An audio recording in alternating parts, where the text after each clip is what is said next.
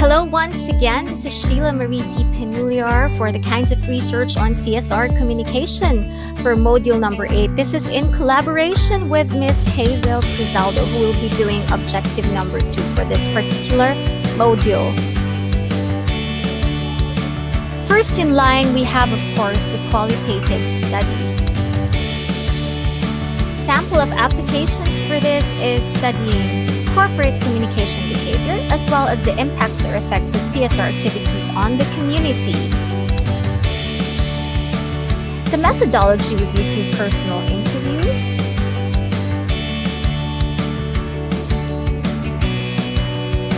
where there can be the use of pre-tested question protocols, which can last for 60 to 90 minutes long.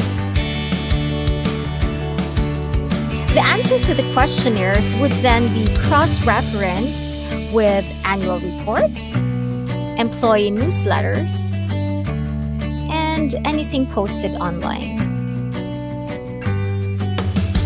The insights gained here will be company's definition of responsibility to the society and the rationale behind the above definition, as well as how are these responsibilities articulated, which domains, and which activities.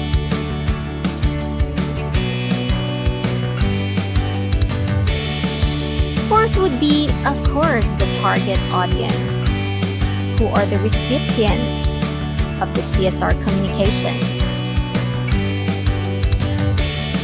Fifth would be, most importantly, the content of the communication, as well as the objectives, goals, and the parameters of success.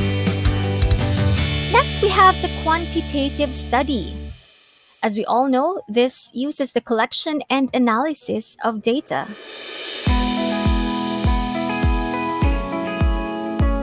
This may be through a number of respondents,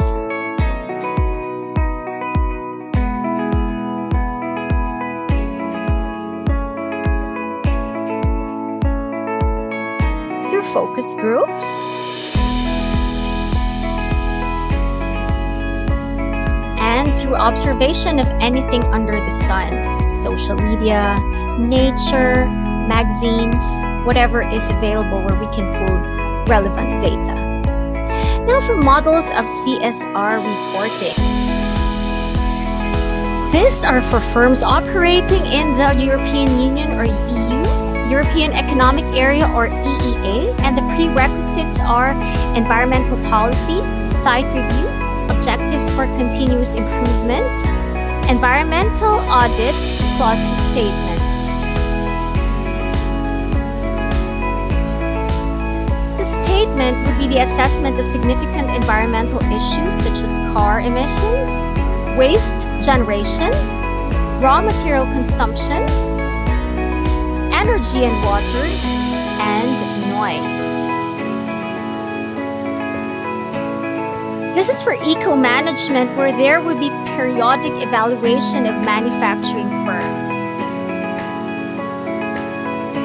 Next, we have the International Organization for Standardization.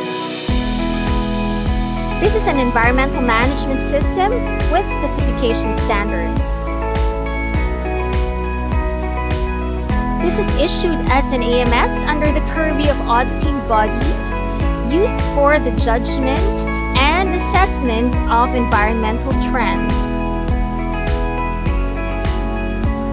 This includes requirements where management commitment will be transformed to environmental policies with documentations for organizational responsibility and personal program implementation, control procedures, emergency preparedness, verification and review, as well as documentation and communication. Definitions in Section 3 would include the definition of the environment, which is defined as surroundings in which an organization operates. This includes the fauna, the flora, the human beings, and their interrelations. In addition to that, we have the definition of surroundings, which is within the organization to the global system. The environmental aspect would be about organization's activities, products, and services, and how it interrelates with the environment. Next, we have the Council on Economic Priorities Accreditation Agency. This was renamed the Social Accountability International, or SAI. The focus for this would be fair labor practices. Social accountability requirements would pay attention to child labor, forced labor, as well as health and safety.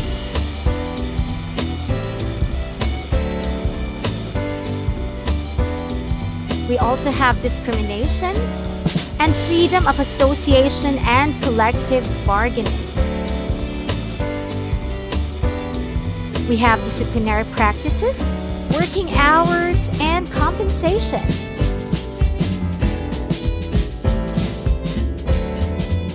Next, we have management systems, management reviews, and company representatives. We have the planning and, of course, the execution.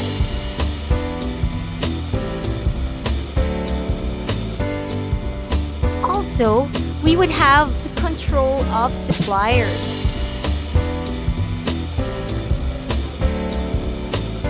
And lastly, we have external communication. And all these should not be confined only to the company, rather they should encourage suppliers to do the same. Next, we have the Institute of Social and Ethical Accountability Standard, which focuses on principles and stakeholder engagement. This is the first standard building corporate accountability and trust. The process standards focus on accounting, both social and ethical. We have auditing, reporting, planning, embedding, and stakeholder engagement.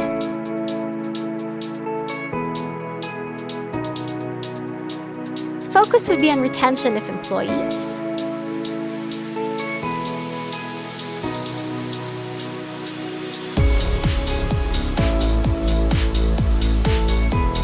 External stakeholder engagement, partnership,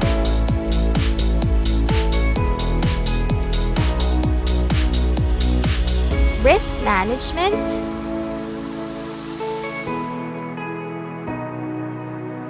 investors,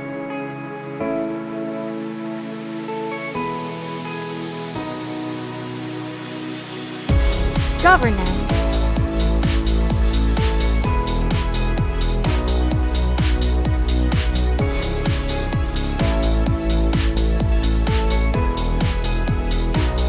and government and regulatory relations training.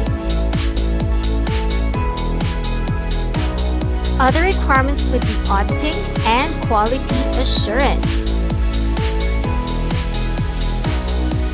Users are expected to adopt organizations, stakeholders, service providers, and standard developers.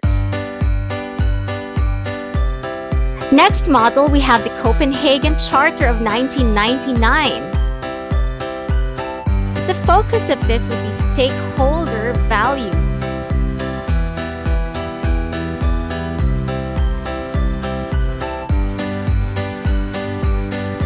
Principles would be laying the groundwork, embedding, and communicating.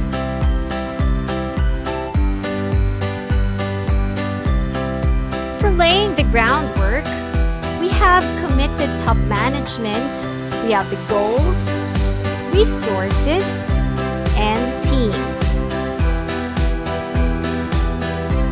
For embedding, we have revising the vision, the values, the strategies, identifying the key stakeholders, and having a dialogue with them. Plus, we have the determination of key performance indicators, adapting management information systems, and the monitoring of effectiveness for continuous improvement.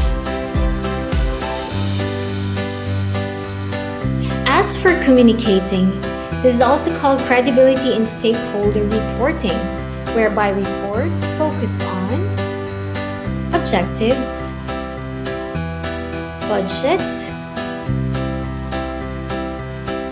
and action plans. All these are being verified before being communicated to the outside world. The next model, the last actually, is called the Global Reporting Initiative, which contains sustainability reporting guidelines. The focus of this model is, of course, on sustainability for both social and environmental aspects.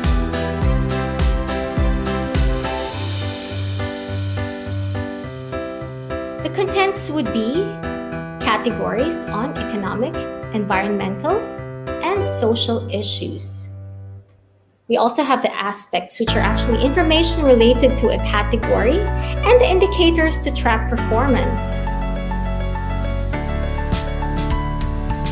The last part of my report is on communicative validity. All reports should embody truth, sincerity, understandability, and appropriateness. Here are my references, and I'd like to thank all who patiently watched my videos. I wish to be your classmate again next semester.